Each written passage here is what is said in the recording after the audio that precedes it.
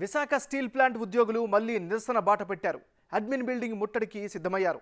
జిందాల్ కంపెనీతో చేసుకున్న ఎంఓయూను రద్దు చేసి సెయిల్తో ఎంఓయూ చేసుకోవాలని పోరాట కమిటీ ప్రధానంగా డిమాండ్ చేస్తోంది. తక్షణమే వేతన ఒప్పందం అమలు చేయాలని ముట్టడికి పిలుపునిచ్చింది. దీంతో అక్కడ భారీగా ట్రాఫిక్ నిలిచిపోయింది. 2 కిలోమీటర్ల వరకు వాహనాలు నిలిచిపోవడంతో రాకపోకలకు ఇబ్బందులు ఏర్పడ్డాయి.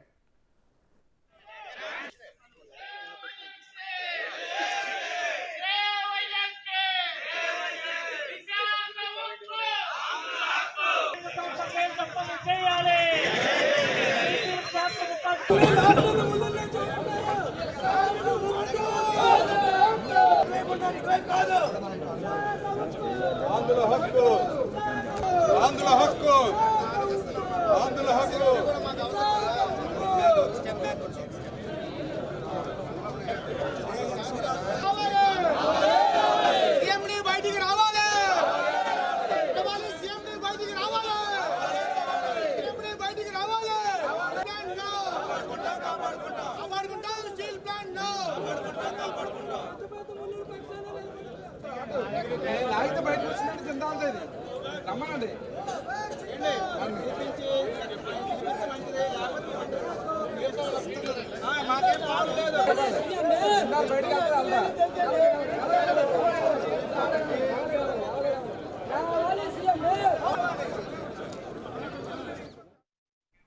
విశాఖ స్టీల్ ప్లాంట్ ఉద్యోగులు మళ్లీ నిరసన బాట పెట్టారు. అడ్మిన్ బిల్డింగ్ ముట్టడికి సిద్ధమయ్యారు.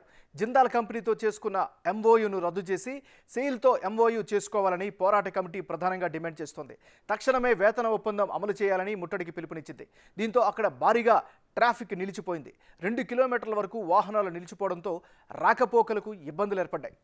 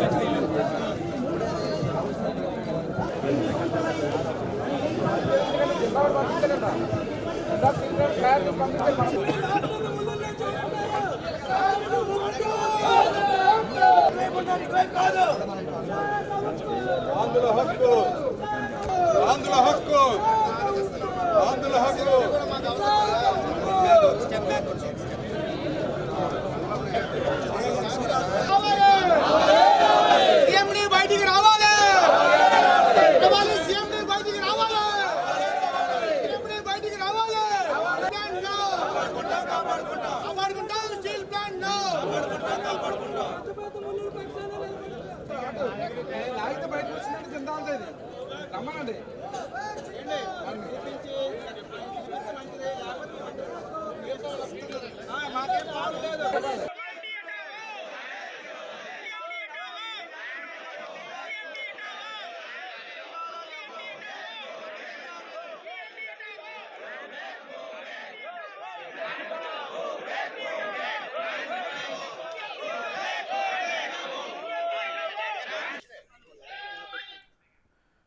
విశాఖ స్టీల్ ప్లాంట్ ఉద్యోగులు మళ్లీ నిరసన బాట పట్టారు. ఇదే అంశానికి సంబంధించి మరింత తాజా సమాచారం అందించేందుకు మరి వైజాగ్ రిపోర్టర్ రాజు లైవ్లో సిద్ధంగా ఉన్నారు.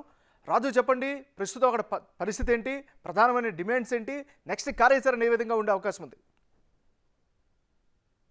ఉదయం 8:30 దగ్గర నుంచి కూడా ఇప్పటికీ ఆ స్టీల్ ప్లాంట్ ఉద్యోగులందరూ కూడా ప్రస్తుతం అయితే సిఎండి అడ్మిన్ కార్యాలయం దగ్గర ఆందోళన చేస్తున్నటువంటి పరిస్థితి అయితే ఉంది. ఇప్పటివరకు స్టీల్ ప్లాంట్లో వచ్చేటువంటి రాకపోకలన్నింటినీ కూడా నిలుపుదల చేశారు.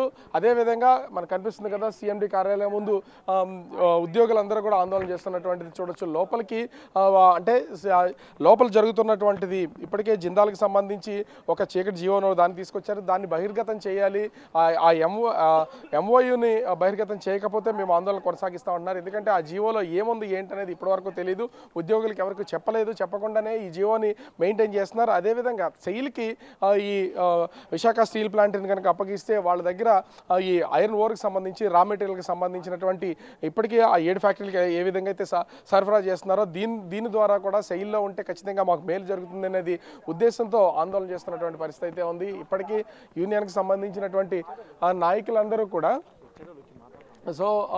ప్రస్తుతం అయితే అధికారులు స్టీల్ ప్లాంట్ ఉద్యోగులతో అయితే వాళ్ళ చర్చలు కొనసాగిస్తున్నటువంటి పరిస్థితి అయితే ఉంది. దాదాపుగా 8:30 నుంచి రాకపోకలకు సంబంధించి వీళ్ళైతే నిలుపుదల చేసినటువంటి పరిస్థితి ఉంది. 30,000కు పైన ఉన్నటువంటి ఉద్యోగులు, దాదాపుగా 5 లక్షల కోట్ల రూపాయలు వాల్యూ ఉన్నటువంటి ఈ స్టీల్ ప్లాంట్ని ఎవరికి తెలియకుండా చేయటంగా నిలుపుదల చేస్తున్నారని చెప్తున్నారు. ప్రస్తుతం అక్కడ మాట్లాడుతున్నారు. మనం ఒకసారి లోపలికి వెళ్దాం. JSPL, Jindal Steel Power Limited, was the only respond. RNL pursued this conversion model. Further, through 2 more tenders issued on 26th September 23 and 21st October 23 with the relaxed conditions. However, there was no response. ఈ ముందు చెప్పినటువంటి అవసరం లేదు, English ఈ జూలైలో వేసినటువంటి open టెండర్కి Jindal steel power limited ఒక్కటి మాత్రమే రెస్పాండ్ అయ్యారు. ఈ ఒక్కరే రెస్పాండ్ అవడం వలన మరలా సెప్టెంబర్ నెలలో 26వ తారీఖున, అక్టోబర్ నెల 21వ తారీఖున విత్ రిలాక్సేషన్ కండిషన్స్ తోటి మళ్ళీ టెండర్స్ వేశారు. వీరు తప్ప మళ్ళీ ఎవరూ కూడా రాలేదు. In the mean time JSPL pursued a conversion model. Further, they offered support for entire production of 1,90,000 tons of saleable steel from blast furnace 3 in the form of raw material or cash. దీనికి మనం 90,000 టన్నులు ఉంటే వాళ్ళు 1,90,000 టన్నుల వరకు కూడా cash కానీ raw material కానీ ఇవ్వడానికి వాళ్ళు ముందుకు వచ్చారు. ఇందులో 90 టన్నులు బ్లూమ్స్ని 30 రోజుల్లో మనం సప్లై చేయాలి, 90,000ని. మిగతా 1 lakని మనం బిజినెస్ చేసుకుంటూ దాని మీద 1% ఇంట్రెస్ట్ పర్ మంత్ పే చేయాలి. ఇది దీంట్లో ఉన్నటువంటి అగ్రిమెంట్. ఇదే మోడల్ తీసుకుని సెయిల్ చైర్మన్ గారిని ఒక లెటర్ రాశారు 12 అక్టోబర్ 2003.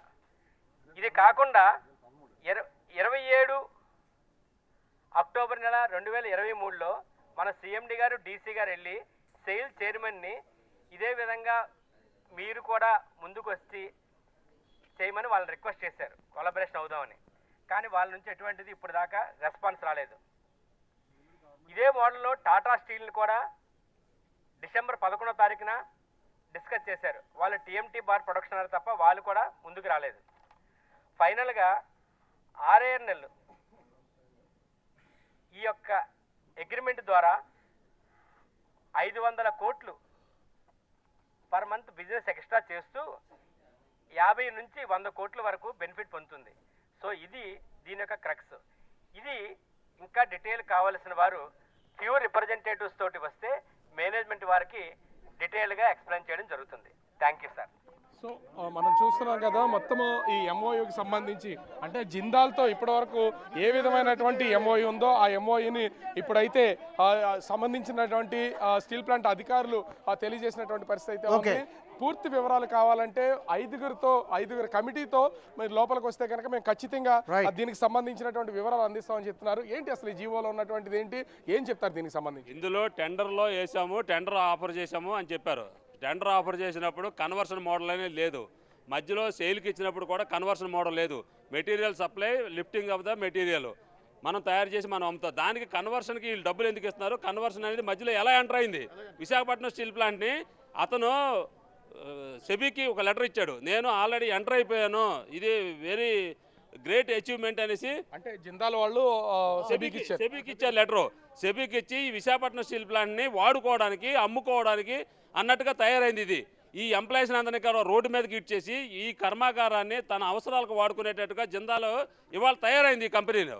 కాబట్టి దీని అందరికీ కూడా కార్మికులందరూ కూడా ఖచ్చితంగా వ్యతిరేకిస్తారు. కార్మిక సంఘాలు అన్నీ కూడా ఏకతాటిపైకి వచ్చి కేవలం జిందాల్ టెండర్ ప్రాసెస్ నడిచిందని చెప్తున్నారు. మరి వాళ్ళు ఏ విధంగా ఎంటర్ అవుతారు లోపలికి? Jindal tender process, conversion process అనేది ఏంటంటే విశాఖపట్నం స్టీల్ ప్లాంట్కి ఐరన్ ఓర్ ఇచ్చి ఐరన్ పట్టుకెళ్ళడానికి కన్వర్షన్ ప్రాసెస్లో వాడు అగ్రిమెంట్ చేసుకున్నప్పుడు ఎప్పుడైనా వచ్చి అక్కడ సూపర్వైజన్ చేసుకోవచ్చు, ఎప్పుడైనా వచ్చి ఏదైనా చేసుకోవచ్చు.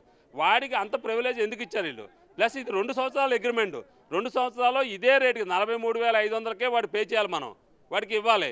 తర్వాత రేపు పొద్దున జనవరి తర్వాత రేట్లు పెరిగిపోతాయి. రేట్లు పెరిగి 50-60 వేలు అయిపోతే ఆ రోజు కూడా ఇదే రేటుకి ఇచ్చి ఆ కంపెనీని మనం ఎలాగా కాపాడదాం? ఇప్పుడు ఇక్కడ విశాఖ స్టీల్ తయారు చేస్తున్నటువంటి స్టీల్ వాల్యూ ఇప్పుడున్న రేటుకి తర్వాత ఉన్న రేటుకి డిఫరెన్స్ ఉంటుంది. ఖచ్చితంగా ఇప్పుడున్న దానికి టెండర్ ప్రాసెస్ ప్రకారమే ఇవ్వాలి. పెరిగిన రేటు జిందాల్ వాళ్ళు మీకు పే చేయరు. అదే కదా, పెరిగిన రేటు జిందాల్ పే చేయరు. కన్వర్షన్ ప్రాసెస్ అనేది చాలా ప్రమాదకరమైనటువంటి ప్రాసెస్.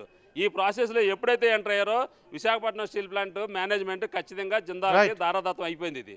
దీన్ని ఖచ్చితంగా కార్మిక సంఘాలని కూడా ఎట్టి పరిస్థితుల్లో ముక్తకంఠంతో వ్యతిరేకిస్తాయి. ఎట్టి పరిస్థితుల్లో జిందాల్ అనే కర్మాగారాల్లో ఉన్నటువంటి మేనేజ్మెంట్ని కూడా ఇక్కడ రానివ్వకుండా ఖచ్చితంగా ఆపుతాయండి. ఏం చెప్తారు సార్ దీనికి సంబంధించి? ఇప్పుడు వాళ్ళు జియో కాపీ అది ఎంఓయూ మొత్తం అంతా చదివినిపించారు, జిందాల్ వాళ్ళ చేతిలోకి వెళ్ళిపోయింది. Right Raju, thank you updates అందించినందుకు.